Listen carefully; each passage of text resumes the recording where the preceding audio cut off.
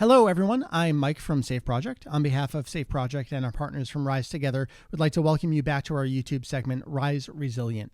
This week's talk is centered on the significance of support networks and connections in maintaining good mental health and avoiding substance use.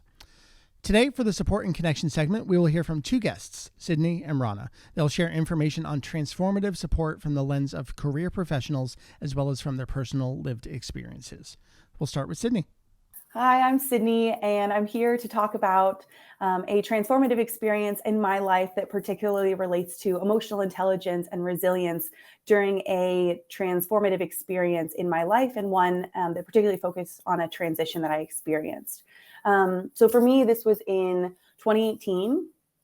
I was shifting out of my master's program. I had just recently graduated, and I was in a time of transition, both in for the first time in decades, not being a student anymore and shifting into the professional realm, also moving states, uncovering various aspects of myself. And what I experienced at this time, as I think isn't unique to me, is that throughout grad school, I had put many aspects of my mental health and taking care of myself on the back burner so that I could focus on what I needed to focus on, which was school, which was my on-campus job, which was everything that was being asked of me at that time. So when I finally graduated is when I realized that I had so much work to do because I hadn't been doing the work as it pertained to taking care of myself and my mental health throughout the 2 years of my graduate program. And instead, I kept telling myself, I'll focus on that. I'll focus on my physical and my mental well-being when I'm done. And for anyone else that's experienced this, it often it's not the best avenue to take. So what I found in this experience, and particularly in this transition, is the importance of support, is the importance of connections, support and connections, both of professionals and of people in my life that loved and cared about me. So the three most important that I found were that of my family, that of clinical mental health providers, and that of my peers. So as it pertained to my family, I consider myself so incredibly blessed to have a really strong support system of my parents and of my siblings. And honestly, a lot of it was just on me to being able and willing to be vulnerable with them and to let them in because they wanted to be supportive. They just didn't know how to be if I wasn't able to articulate what was going on for me. So the first one for me was just my family. And I also want to recognize that family comes in many shapes and sizes, be it your biological family or the family of your choosing.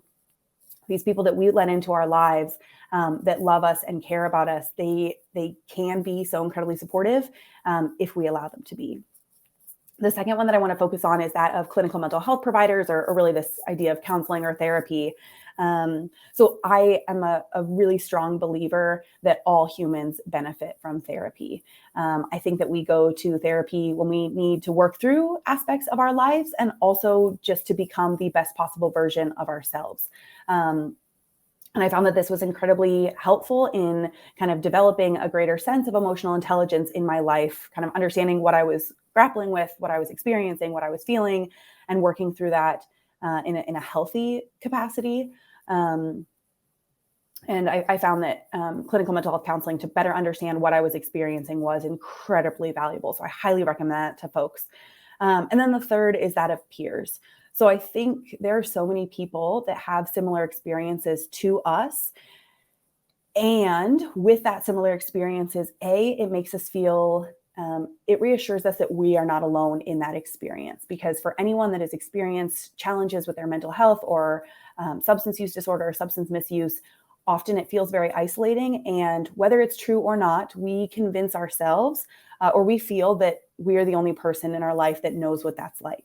And because of this, we are reluctant to tell other people or share that experience with other people, which can often be so helpful in kind of seeking the support or getting the support from people. So I found that when I was able and willing to share with peers in my life what I was going through, what I was experiencing, what was new for me, I was able to get so much support from them And honestly, what helped the most out of this was hearing other folks in my life that I looked up to a lot, my peers, say, Sid, I know exactly what that's like. Or, yeah, that same thing happened to me and I've been really struggling with it.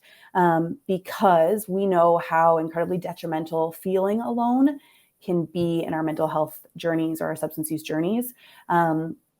What I found though is that this vulnerability as humans is not easy, but it's incredibly valuable. When we develop that skill to be more vulnerable, to let people in, it is incredibly helpful, be it how challenging it is. So for me, during this transitional period, and really learning to be mindful of and invest in my mental health, to focus on myself, and do a lot of the self-work and healing that I needed to do, it was my family of choice, and my biological family. It was the clinical mental health support that I am so grateful that I was able to have access to. And it was the peers in my life who allowed me to be vulnerable, who shared that I was not unique in this experience and that they were there for me along the way as I needed them. Support is crucial when it comes to our mental well-being. Let's explore resources that can provide us with the help that we need. Yeah. So for the Rise Resilient series, we're thrilled. We're thrilled to be connecting with youth and young people over the summer and throughout the entire school year, offering information on what a life fueling connection is. So what's it mean to have a life fueling connection? What's it mean to have a relationship that makes all of the difference, kind of like what Sydney just defined for her? We know it's important, but we also know it's not always easy, right? And so we do want to spell out ways in which you might be able to reach out and get some support. The reason we offered information on a personal testimony or personal stories, because we want to make ourselves real. We want to give you a little bit of ourselves. We want to make sure that you know where to go as it relates to personal connections in your community. We also want you to know where else to go, from a national level to a state level to community level. So if indeed you or someone you know is in a really crisis situation, a very serious situation, we encourage you to reach out for help immediately by calling the 988 helpline.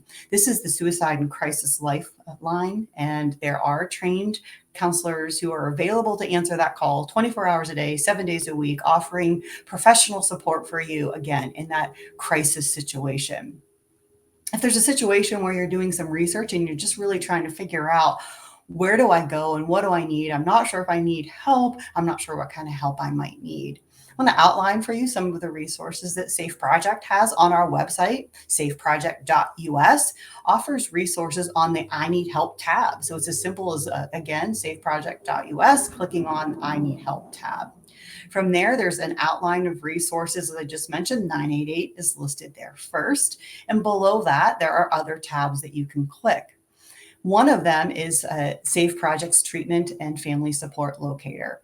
This is a place where you can go and get confidential information from a comprehensive list of substance use and mental health providers by simply typing in your zip code and where you live and the community with which you live. And you can do this in the privacy of your own home. You can do this with your loved ones and support systems near to you. Again, taking the time, when you have the time, to research and look for what is the best fit for you.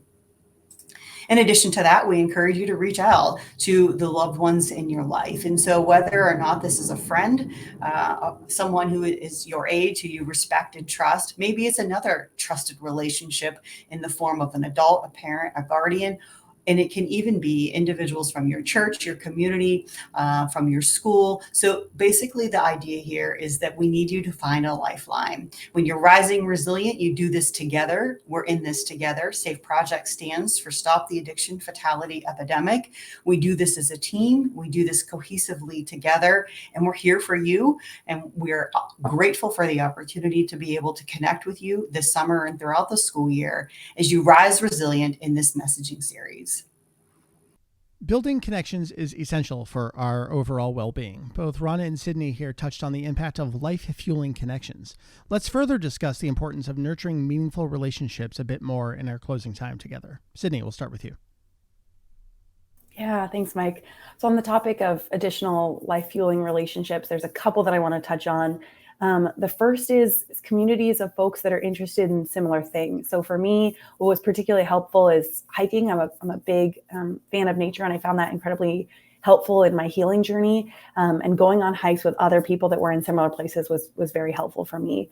Touching on what Rana had touched on, finding that support and community in places that we are already occupying. So be it our school. For me, I was lucky that support systems and support groups existed on the campus that I was going to. Be it a faith tradition. I know for me in this journey, I really explored the tradition of Buddhism and what that meant for me. And it was incredibly helpful in kind of being in community with folks of a similar curiosities. The last thing that I'll touch on is another resource that I found particularly helpful, which is NAMI, the National Alliance on Mental Illness. So you can check out NAMI.org. They're such a powerful national resource, and there's a handful of things, ways that folks can get involved that I'll just touch on. The first is ways to actually get involved. So for many folks, they find that advocacy can be very helpful in their journey of processing a mental health condition or a substance use disorder. And so they have many ways that folks can get involved in their communities, walks, conferences, et cetera.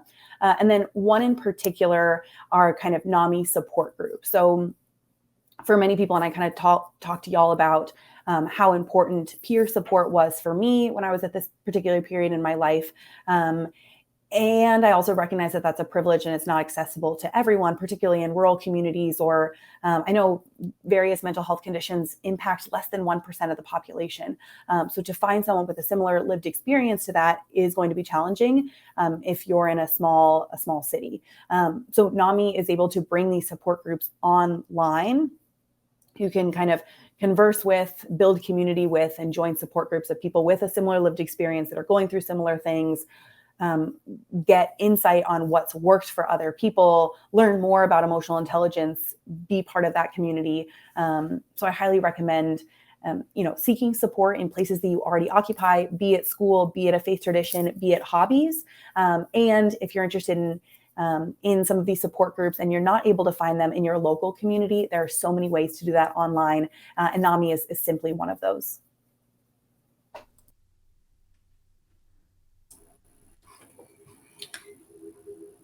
In addition to the excellent ideas, there's so many you mentioned, Sydney, and I love that there's so many options for us to rise resilient and to come together. I think that the importance of having a life-fueling connection, literally being an antidote, bringing us through some of the toughest times, as well as celebrating some of the most joyous experiences in our lives. One of the things I want to do in closing out is to do a shout out to our partners from Rise Together. So we are doing this series in collaboration or in partnership with them throughout the summer and in the coming school year. We have a We Are Not Alone tour, which is an opportunity for us to come right into your school, into your community, and to share messages of personal lived experiences, as well as not only providing education, but engaging opportunities and ways in which we can load your toolbox, give you resources right there for your school and your community so that you can join us in being a part of the solution in stopping the addiction fatality epidemic. Check us out again on safeproject.us. And in this case, we all rise together.